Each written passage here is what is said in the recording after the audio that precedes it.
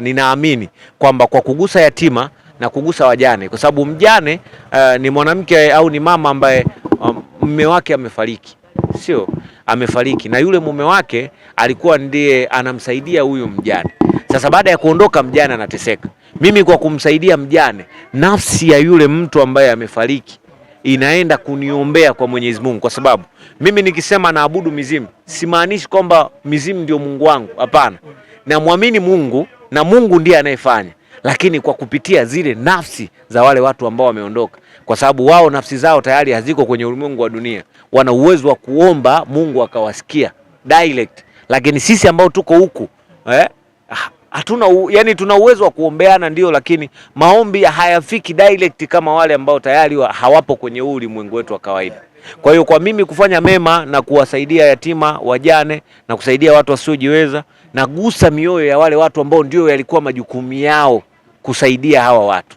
Umenielewa? Kuna wazazi ambao wamefariki, watoto wao ndo hawa. Watoto wanapoomba kwa Mwenyezi Mungu wazazi wao walazwe mahali pema peponi, wanataja jina langu. Kwa nini? Kwa sababu nawasaidia. Umeelewa? Kwa sababu kila mwezi natoa almost milioni 45. Kijana wangu anafanya kazi ya kusambaza kwenye vituo vya watoto yatima mahitaji yao kila mwezi. Umeelewa? Okay. Siwezi kumshauri mtu mwingine afanye kama ninavyofanya mimi, lakini ningewashauri watu ambao wanadili na mambo ya kiroho. Au ndo naweza nikawashauri, kwa sababu pia wao wanapata fedha kwa kusaidia watu. Mtu anaenda kanisani anatoa sadaka, mtu anaenda anatoa fungu la 10. Sasa zile ni hela ambazo tunaweza tukazitumia kusaidia watu wengine. Sio, umenielewa vizuri? Hapo chifu. Mimi binafsi sina idadi ya matukio ambayo umeyafanya yanayogusa jamii moja kwa moja, kwa sababu ni mengi sana. Lakini mtu anaweza akajiuliza kwamba kuna mifungo ya watu wenye imani ya Kikristo, ya Kiislamu pia huwa inakuwepo. Lakini kwa nini leo vituo vya watoto yatima wa Kiislamu na ni baada ya mwezi mtukufu wa Ramadhani kuandama? Yaani kwa nini Waislamu? Okay. Mimi binafsi imani yangu na dini yangu haifungamani kwenye vita na dini yoyote. Mimi naweza nikamsaidia Mkristo, naweza nikamsaidia Muislamu, naweza nikamsaidia Muhindu mpaka mpagani. Siangalii dini, kabila wala nafsi ya mtu anafanya nini, hata matendo yake siangalii. Mimi nikitaka kukusaidia, hata kama unanichoma visu kila siku, nitakusaidia, nitaendelea na maisha yangu, kwa sababu naamini sikusaidii wewe. Umenielewa sijui? Naisaidia nafsi yangu. Mimi ninapokusaidia wewe najiponya mwenyewe. Yaani leo hii nikachukua fedha nikawapa watoto yatima, au kama hizo freezer ambazo nawakabidhi, sio kwamba wao nawapa ili wao wabarikiwe. Napotoa mimi ndio nabarikiwa, yaani mimi ndio naponywa. Sio, umenielewa? Kwa hiyo ndio maana siachi kutoa, kwa sababu kadri ninavyotoa ndipo ninapozidi kupata. Na kiasi ninachotoa kinaonekana ni kingi, lakini ni kidogo kuliko kiasi ninachokipata. Kwa sababu kadri ninavyotoa ndivyo ninavyozidi kuongezewa. Na mtu ambaye ana moyo wa kukunja, hapendi kutoa, ni mtu ambaye kuongezewa ni ngumu, hawezi akaongezewa. Kwenye hii dunia mtakuwa mnamuona hivyo hivyo tu, anakuwa hivyo hivyo kila siku, habadiliki, kwa sababu hana kitu anachofanya kwa kugusa mioyo ya watu. Umenielewa sijui? Kwa hiyo kwa nini nimegusa, umeniuliza kwa nini nimegusa Waislamu? Saidia mtu yoyote, kabila lolote, dini yoyote. Sibagui ni dini gani, wala ana imani gani, wala anatimkia timu gani au chama gani. Mtu yoyote nina uwezo wa kumsaidia pale tu ambapo nitaguswa na shida yake. Na kadri ninavyosaidia watu ndivyo Mwenyezi Mungu anazidi kunibariki na kuniongezea fedha. Haijalishi wale nao wasaidia wananipenda au hawanipendi, wananichukia au wananipenda, haijalishi. Mimi ninakusaidia, naendelea na maisha yangu, na huwa sisubirigi uje unishukuru au unipe shukrani, kwa sababu naamini kwa kukusaidia wewe kuna nafsi za watu ambao walitangulia, ambao ndio walikuwa majukumu yao kukusaidia. Umenielewa? Wale wananibariki na kuniombea kila siku na wananilinda, wanakuwa nyuma yangu. Kwa hiyo nafanya hivyo sio kwa sababu ya kuwapa wao mimi ndo nabarikiwa kwa kutoa. Kwa hiyo mimi nawaomba niwasaidie ili niendelee pia kubarikiwa. Umenielewa sijui? Lakini pia ningependa kutoa ushauri au kuwaomba ndugu zangu wa Kristo. Mimi ni Mkristo mwenzao, kwa sababu baba yangu ni KKT bado, na kwenye swala la imani yangu mimi inaungana na dini zote. Mimi naweza nikaingia kanisani, nikaingia msikitini, nikaenda kwa mganga wa kienyeji, nikaingia popote. Sibagui, sichagui. as long as naamini nafsi yangu ninakoenda itaenda kupono, naenda. Umenielewa sijui?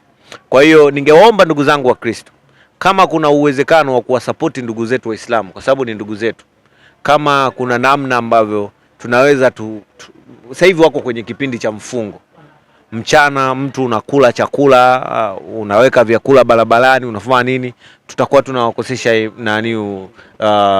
mfungo wao tunaoharibia. Lakini pia mabinti, ndugu zangu, dada zangu wa Kristo, kuvaa nguo fupi, yani kutenda yale matendo ambayo tunafanyaga kila siku kwa kuwaonyesha ndugu zetu Waislamu na kuwaharibia mfungo wao, tutakuwa hatufanyi kitu kizuri.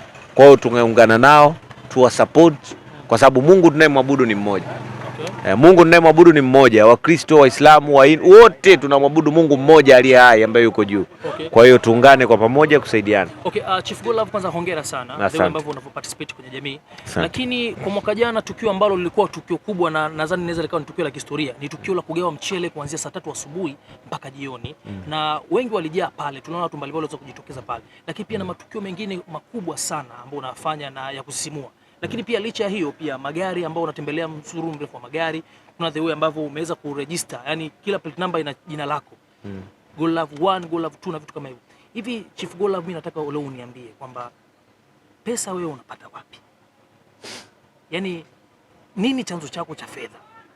Kwa sababu wengi wanakuwa wakijiuliza maswali mengi sana hata kwenye comment kwamba sawa ndugu yangu umefanya moja vitu, lakini pesa unapata wapi? Tuambie Chief Godlove. Okay, kabla sija kujibu, nitajibu ili swali la pesa napata wapi. Lakini ukiona mtu anakuuliza pesa yako unatoa wapi au unafanya nini kupata fedha, sio kwa sababu anataka apate na yeye fedha. Mtu akikuuliza unapata wapi fedha au unatoa wapi fedha au unapata wapi chakula, unapata wapi riziki, fedha ulizonazo unatoa wapi, wengi wanauliza hilo swali sio kwa ajili ya kukusaidia au kwa ajili ya wao kusaidika kwamba wakatafute fedha. Wengi wao naweza nikasema wanataka kujua nini chanzo cha mapato yako, nini chanzo cha pesa yako unakotoka, ili waende wakazibe. Kwa hiyo ukiwa hakuna ulazima wa wewe kutangaza kitu kinachokupa furaha, hata mpenzi ukiwa naye, kama kuna mpenzi ambaye ndiye anakuhudumia, usimtambulishe kwa marafiki zako. Na kama kuna mtu ambaye ndiye anakusaidia kwenye maisha yako, kama kuna namna unaweza ukamficha, mfiche. Na kama kuna namna ambavyo unapata fedha zako, hauhitaji matangazo, ni bora usitangaze, kwa sababu kuna watu ambao wapo maalum kwa ajili ya kuziba, kwa ajili ya kuharibu, kwa ajili ya kukupoteza. Kwa hiyo kuwa makini na watu ambao wanataka kujua unafanya nini.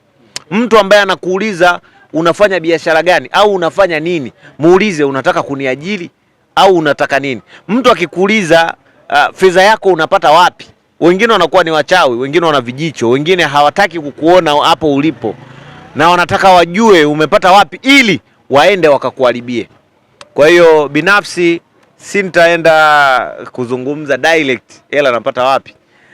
Ningependa tu kuwashauri watu ambao wanatamani kutaka kujua pesa napata wapi, watafute pesa, wasiendelee kujiuliza pesa napata wapi, kwa sababu haitawasaidia hata wakijua ninakozipata. Kwa sababu watu wote ambao wako huku mtaani tunaona wengine wanafanya biashara.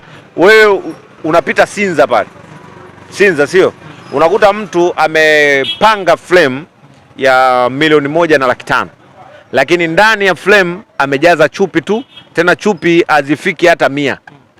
Lakini na socks unakuta amepaki gari nje la mwaka wa mbele kabisa, na ana nyumba gorofa kali kubwa. Unataka kuniambia kwamba zile chupi ndo zimefanya hayo mambo yote? Lakini hapo pia anakula vizuri AC mwanzo mwisho. Yani kuna watu sio wengi, wako wengi na naweza kusema Mwananyamala, Sinza, Mbezi, wapi, unakuta mtu anakaduka anauza socks. Socks hazifiki 50. Duka kubwa au kaduka kadogo tu.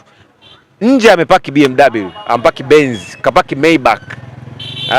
Wale mnawauliza hela wanatoa wapi? Kwa hiyo kuna siri nyingi za mtu kupata fedha. Kila mtu ana siri yake. Na uzuri wake ni kwamba Tanzania kila mtu ana uhuru wa kuishi na kufanya ambacho yeye anakifanya, as long as avunji sheria za nchi. Chief, unasaidia sana watu wenye uhitaji, unagusa sana jamii. Wapo watu wanaoamini kwamba yote haya unayafanya kwa sababu kuna kitu unachokitafuta. Moja kwa moja wanakwenda kwamba unalitaka jimbo Kyela, na siku kadhaa hizi umekuwa karibu sana na Mheshimiwa Tulia Ackson. Kuna matukio kadhaa ambayo mmeyafanya, watu wanasema huyu kuna anachokitafuta, analitaka bunge. History ukisikia, ukiona watu wanazungumza hivyo, una lolote pengine la kutia? Ngoja nikutoe hofu au niwatoe hofu watu ambao wanahisi mimi nataka niwe mbunge au niwe nani. Mimi mpaka sasa hivi tayari ni kiongozi kwa sababu nina dini yangu na nina watu ambao wako nyuma wananifuata. Mimi kwangu sasa hivi pesa sio shida. Pesa ninayo na ninajua namna gani ya kuipata. Mimi leo hii naweza nikagawa mali zangu zote unazoziona nikatoa hata kwa watoto yatima hata kwa wajane. Lakini niache mimi kama mimi. Nipe mimi, niweke mimi hapa, nipe na simu. Umenielewa? Ndani ya muda mfupi sana narudisha zile mali zaidi ya zile ambazo nimezitoa. Si umenielewa? Yaani leo hii nina uwezo wa kugawa mali zangu zote nikabaki sina 100. Nipe simu yangu ya mkononi nikae, usini stress. Niache tu uhuru. Niende kwa mguu. Nipe ndani ya wiki moja, wiki mbili naweza nikarudisha mali zote nilizo nazo. Umenielewa? Na nikarudisha zikawa zaidi ya zile ambazo nilikuwa nazo. Si umenielewa? Kwa hiyo mimi swala la ubunge naweza nikaenda bungeni kama wananchi wataniitaka kwamba chief, tunaomba utusaidie, lakini sio mimi kwamba eti nataka niwe mbunge au mimi nataka. Mimi tayari nishakuwa kiongozi. Mimi nikizungumza, nikipost video zangu mimi zinatizama na watu milioni 2, milioni 3 kwa siku. Umeelewa? Nikipost kitu nasikilizwa na watu. Ukiangalia simu za watu sasa hivi wote Africa, East Africa, Kenya, Uganda, Tanzania, Kongo, sijui Mozambique, sijui wapi, mimi ndo role model wao. Ndo mtu ambaye wananitizama kama kioo. Sasa wao wanatamani kuona mafanikio yangu na kujua namna gani mimi napata fedha na namna gani na waongoza. Sasa nikishaenda bungeni it means nitapoteza ile nafasi ya wao kuwaongoza, nitakuwa mwanasiasa. Si umenielewa vizuri? Na nikishakuwa mwanasiasa, sio kila mtu anaweza akafanikiwa kwa kuingia kuwa mwanasiasa. Kwa hiyo pia nitapoteza ile nafasi yangu kuwa kama role model wao. Kwa sababu nitakuwa role model wao kwenye kitu gani? Kwa maana ili wawe kama mimi watatakiwa waende wakagombee pia na wao. Sasa wote tutagombea dunia nzima? Hatuwezi kugombea, si ndio? Kwa hiyo mimi nitawaongoza kwenye njia ya namna gani ya kupata fedha. Mimi nikitaka ubunge kwenye jimbo letu saa 2 asubuhi. Na siendi kuomba, nawaambia kabisa mimi nataka niwasaidie na wananipa saa 2 asubuhi. Sina mtu wa kushindana naye. Kwa sababu mimi nikiingia bungeni leo, mimi sina shida ya marupurupu yale, sijui hela sijui za nini zile. Nini za posho sijui posho ya mwezi sijui nini. Zile mimi zote naweza nikachukua nikasema sasa wananchi, hizi hela nyinyi tengenezeni account, mambo ambayo mnaona tumieni. Mimi sina shida na ubunge. Wala sina shida na hela kwa sababu najua namna gani ya kuzipata hela. Lakini watu ambao wanafanya mambo mazuri nitawasupport. Mfano, Tulia Ackson amefanya mambo makubwa sana Mbeya. Juzi hapa ametoka kutoa bima za afya kwa watu 9,000, sio 900. Watu 900 wakikaa hapa unapoteana. Watu 9,000 bima za afya katoa, hela yake mfukoni. Na zile hela ambazo watu wamechanga kwenye Tulia Trust. Umeelewa? Ameamua kuichukua kugawa kwa watu 9,000. Kitu ambacho ni zaidi ya siasa. Umeelewa? Ni zaidi ya siasa, ni zaidi ya mtu mwenye moyo. Yaani mtu ambaye ana uwezo wa kukaa akatoa bima bure kwa watu 9,000 na sio kipindi ambacho labda anaomba kula. Umeelewa? Kwamba anapiga kampeni. Ni kipindi ambacho ni cha kuwahudumia wananchi wake. Amefanya mambo Mbeya, ana nyumba tena tena sio tu mpaka Mbeya. Morogoro hapo juzi kati nimepita, kuna nyumba ya mama, nilikuwa mimi huwa napita mtaani kusaidia watu Kuna nyumba wamejenga Morogoro, wamejengea watu ambao wana shida kupitia hiyo Tulia Trust. Na kiongozi wao ni nani? Ni mama. Si umenielewa? Sasa kwa nini nisimsupport kwa kila anachokifanya? Mimi kutoa sifa za mtu sihitaji chochote kwa sababu ninacho. Yaani mimi nina hela. Utanipa shingapi wewe Isco kwamba mimi nikuzungumzie? Una hela ya kunipa. Na mtu yoyote hana hela ya kunipa. Mimi nafanya kitu kwa moyo. Ukiona namsifia rais kwa kazi alizozifanya, mfano rais ametoa bilioni ngapi zile? Ni 4.5. Sianza kusahau. Bilioni 4.5. Ni 4.5 za shule ile ya Mbeya Girls. Pala nipo hapa ile TV. katoa kijijini kwetu, yani shule hii hapa ukienda mita 100 nyumbani kwetu. Kwa nini simsifie? Wakati mimi natoka nyumbani shule ilikuwa haipo, wala hakukuwa na mpango wa kujenga shule, katoa bilioni 4.5. Kwa nini simsifie? Nikimsifia unasikia umeacha kuwa tajiri, umeanza kuwa. Mimi siwezi kuwa chawa. Mimi ni mtu ambaye niko straight, naongea vitu vilivyonyoka. Mimi hata nani kesho azingue na mchana kwamba hapa umezingua. Mimi simuogopi mtu mzee. Alafu simhofii mtu yoyote. Ukiona namsifia mtu jua kafanya kitu ambacho mimi kimenigusa. Umenielewa? Okay. Alafu mimi naongozwa na nguvu ambayo niko nayo kichwani kwangu kwamba hiki fanya, hiki usifanye. Hata uwe nani ukija kuniambia nisaidie kufanya kitu fulani nikaona hakitakiwi kufanya, sifanyi. Si umenielewa? Kwa hiyo ukiona mimi nampongeza mtu, jua kabisa kanyooka. Na kwenye swala mimi la ubunge, nikitaka ubunge ni saa 2 asubuhi, sina mtu wa kushindana naye. Si umenielewa? Haya, wakasema wajumbe wanataka hela.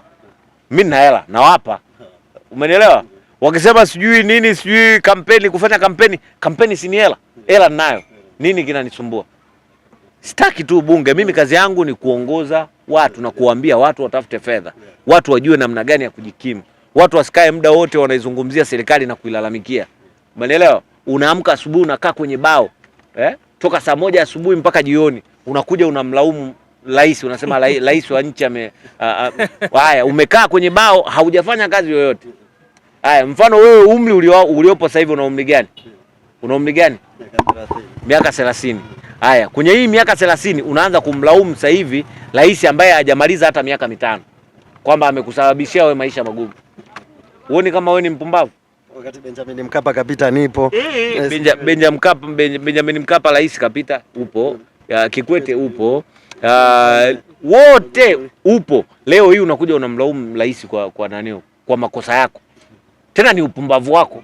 Kwa sababu rais akufuati nyumbani kwako kuja kukuuliza wala kukuuliza wewe unafanya nini au hakufuatilii kwa kitu chochote. Wewe unatakiwa ufanye chochote as long uvunji sheria za nchi, upate hela. Hakuna mtu atakaye kuja kukuuliza eti hela zako umepata wapi. Labda wachawi tu. Ukiona mtu anakuuliza umepata wapi hela, ni mchawi, ni mwanga.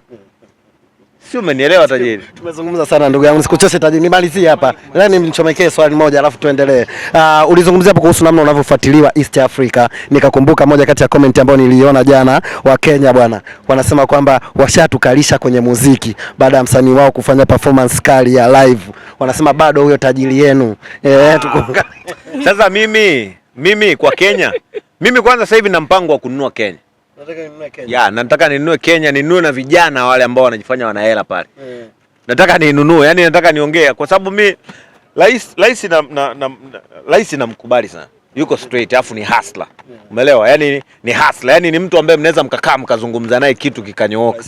Na ni mtu ambaye anaongoza vitu vizuri kabisa. Na hata kipindi ambacho wale vijana wanampinga mimi nilimsaidia sana.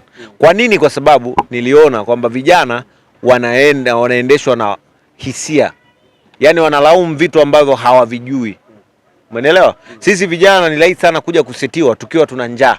Tukakubaliana na mwenye njaa mwenzetu, tukaamua kumpindua au kumletea shida ambaye ameshiba tukiamini kwamba ndiye anayesababisha sisi tuwe na njaa. Si umeelewa? Kuna watu ambao wanakaa mpaka sasa hivi mimi wananipinga. Wakenya mimi nawasaidia na kuna Wakenya ndugu zao ambao walishaamua kunyosha mikono juu na kuomba msaada, nimewasaidia. Na kuna vijana wengi ambao wanajifanya wana hela au ambao wana hela Kenya, mimi ndo nayowasaidia. Si umeelewa? Yaani vijana wao wote wenye hela mimi ndo ninayowasaidia na mimi ndo ninayowafanya wao pale. Na kuna muda mimi nawaambia wanipige ili wasionekane wako na mimi. Si umenielewa? Yaani nawalipa kwamba hebu nitukane.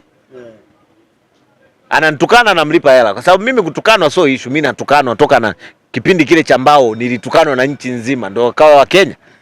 Mimi nainunua Kenya ile. Unaona jana wanasema bado kumkalisha huyo tajiri yenu kila saa chief. Mimi Kenya nani ananikalisha? Mimi Kenya nainunua.